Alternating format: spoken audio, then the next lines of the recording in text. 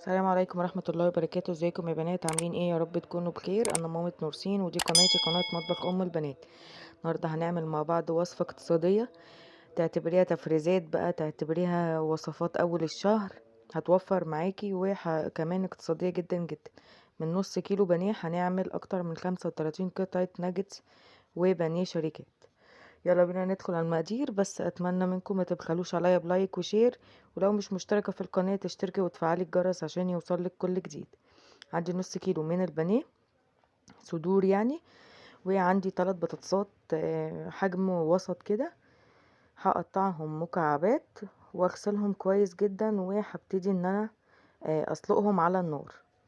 هقطع بقى البطاطس وبعدين نشوف هنعمل ايه تاني.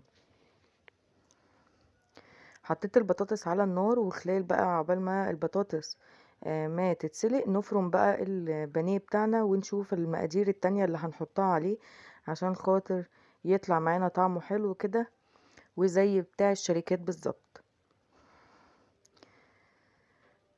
طبعا الحاجة غليت وكل حاجة غليت، ولازم نقتصد شوية في المقادير بتاعتنا وفي الوصفات بتاعتنا.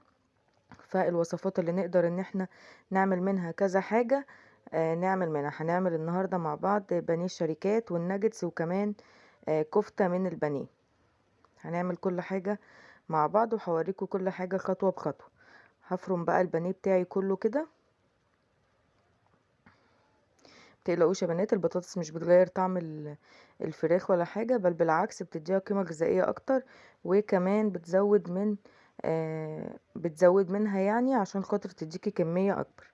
انا كده خلاص فرمت الفراخ. هجيب بصلاية واحدة بس وسط كده، وهفرمها برضو في الكبة. هخليها ناعم شوية عشان ما تبقاش خشنة كده معايا. وبعد كده هبتدي ان انا افرمها في الكب. حطيت بقى البصل على البانيه بتاعي اللي انا فرمته، وهبتدي دلوقتي احط المقادير التانية. وهي حطيت معلقة كبيرة من البابريكا، ومعلقة من الثوم البودر والبصل بودر، وهحط كمان توابل فراخ، وهحط كمان فلفل اسود والسبع بهارات. ده توم بودر، وكمان هحط بصل بودر. وهبتدي بقى اقلب كل المكونات دي، السبع بهارات اللي انا حطيتها في الاخر، وهبتدي اقلب. يا جماعه انا نسيت احط الملح، يا جماعه حد يقول لها ان انا نسيت احط الملح. يا ست، فين الملح؟ طيب دلوقتي يمكن تفتكروا. هنقلب بقى المكونات بتاعتنا لغايه لما البطاطس اهي اتسلقت واتصفت من الميه خالص، وهبتدي ان انا اهرسها كده بالهراسه بتاعتي، مخليش فيها اي قطع من البطاطس تكون باينه. يعني حاولي ان انتي تسلقيها لغايه لما تبقى زي اكنها مهريه، يعني ما تبقاش ماسكه نفسها شويه، لا تبقى كده مسلوقه سلقه جامده. هبتدي انزل بقى بالبطاطس بتاعتي على الفراخ، وابتدي اقلب المكونات كلها مع بعض.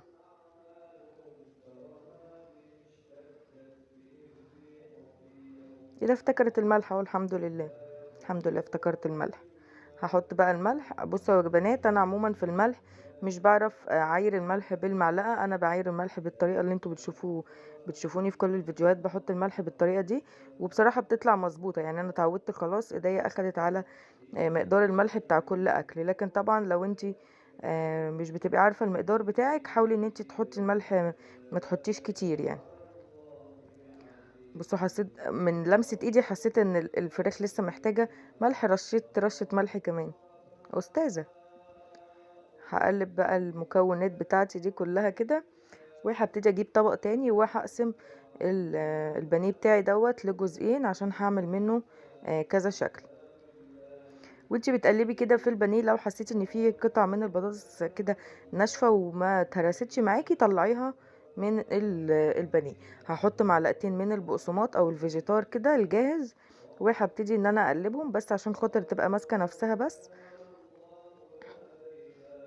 وهنبتدي نعمل اول صنف معانا، وهو هنعمل بانيه الشركات زي بانيه اطياب والبانيه اللي احنا بنشتروه من بره. طبعا بنشتريه غالي جدا جدا. انت ممكن بس بربع كيلو من البانيه تعمليه كله بانيه الشركات دوت. بيعجب الولاد جدا وكمان بيحبوه عشان بيبقى جاهز وبنشتريه من بره. اضحكي عليهم واعمليه وقولي لهم ان انت شاريه من بره وهتلاقيه عجبهم جدا جدا. هبتدي اعمله زي ما انتوا شايفين كده. باخد قطعة بسيطة كده، بس طبعا مش بنبخل يعني زي المحلات ونخليه رقيق قوي. لا، بنخلي القطعة كده كويسة عشان خاطر كمان لما تتقلي في الزيت ما تنشفش مننا. هتبتدي تعمليه كده وتعملي من تحت زي مثلث كده في قطعة البانيه من تحت عشان تديكي الشكل بتاع البانيه الجاهز.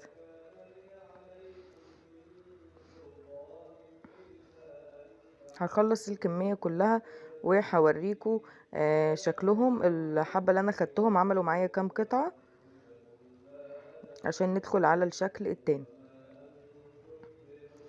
يلا لو لسه مكملة معايا الفيديو ما تبخليش عليا بلايك وشير، ولو مش مشتركة في القناة اشتركي وفعلي الجرس وهتتبسطي عندنا في القناة ان شاء الله.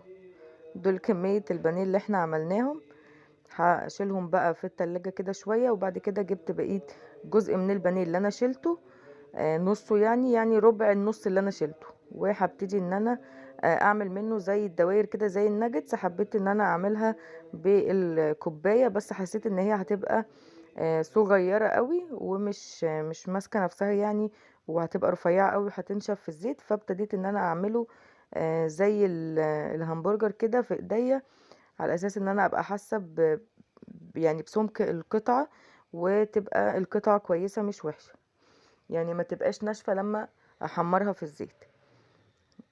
ممكن طبعا لو عندك اشكال بسكوت والحاجات دي ممكن تفرديها بين كيسين كده وتقطعيها بالقطاعة بتاعة البسكوت اللي هي على شكل نجمة، والاشكال دي بتعجب الولاد جدا. دي اخر قطعة بقى فضلت معايا. هنبتدي بقى نعمل منها زي كفتة الرول كده. ممكن تعملي برضو الكمية كلها بنفس الشكل اللي يعجبك في دول. انا هنا حطيت لها شوية صغيرين كده من الجبنة الموتزاريلا. انت ممكن ما تحشيهاش اي حاجة خالص، وتبتدي ان انت تقفليها زي ما انت شايفة وانا بقفلها كده. الكيس بيسهل عليكي جدا ان انت تقفليها بالشكل ده.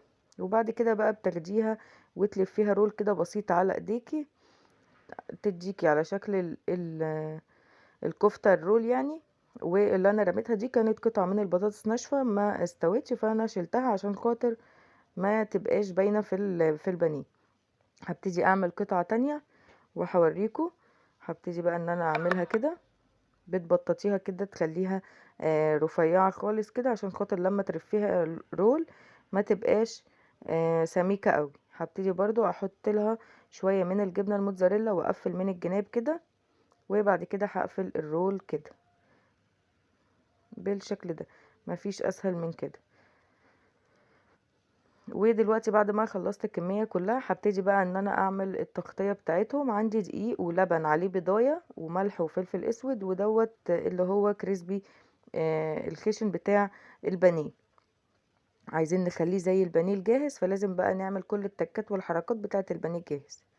نبتدي بقى ان احنا نحطه في الدقيق وبعدين البيض وبعد كده في الكريسبي الخشن. طبعا قبل ما تيجي تقليه لازم تحطيه في التلاجة عشان خاطر التغطية بتاعته دي تمسك فيه قبل ما تعمليه. طبعا لو مش حابة ان انت تحطيه في الدقيق، انا دلوقتي ما حطيتوش في الدقيق. حطيت البانيه بتاعي في البيض واللبن وبعد كده بنزل بيه على الكريسبي دوت لغاية لما يمسك فيه. انا حسيت ان الدقيق بيخلي يعني التغطية تبقى صعبة شوية، وبتبقى القشرة ممكن تتحرك في الزيت. وبكده خلصت الكمية كلها اللي عندي. بصوا عملت معايا كام قطعة من نص كيلو البانيه.